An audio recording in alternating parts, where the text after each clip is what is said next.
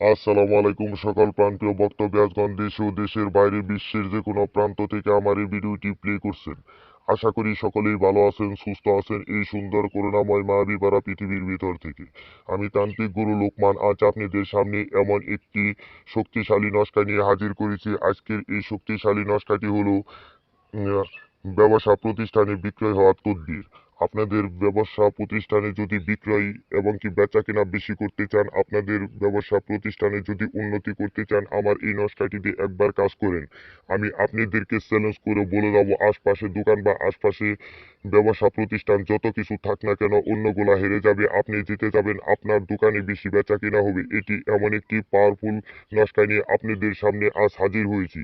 এই নস্কাটি অনেক শক্তিশালী নস্কা। এই নস্কাটি দিয়ে যদি আপনারা নিয়মিত কাজ করেন, আমি আপনাদেরকে চ্যালেঞ্জ করে বলে দেবো, আপনাদের আশা সারা জীবনের জন্য পূর্ণ হয়ে যাবে।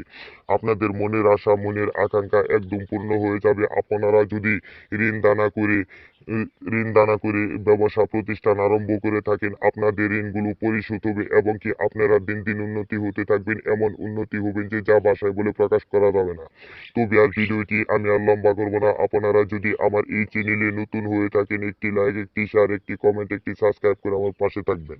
আমি আপনাদেরকে নিয়মটি বলে দিচ্ছি, আপনারা ভালোভাবে শুনে নেন। এই নস্কাটি প্রথমে একটি মেশক জাফরান কালি দ্বারা সাদা কাগজে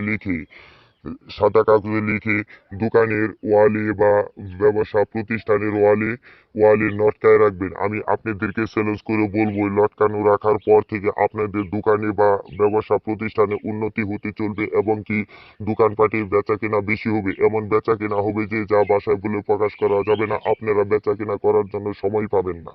এটি এমন একটি পাওয়ারফুল নস্কা নিয়ে আজ হাজির হয়েছি। তবে আজ আপনারা সকলেই ভালো থাকবেন, সুস্থ থাকবেন। আজ এই পর্যন্ত, আমি আপনাদের মাঝখান থেকে বিদায় নিচ্ছি। হিন্দু ভাই ও দিদিদেরকে আদাব জানালাম, মুসলমান ভাইদেরকে সালাম জানালাম। আসসালামু আলাইকুম ওয়া রাহমাতুল্লাহ।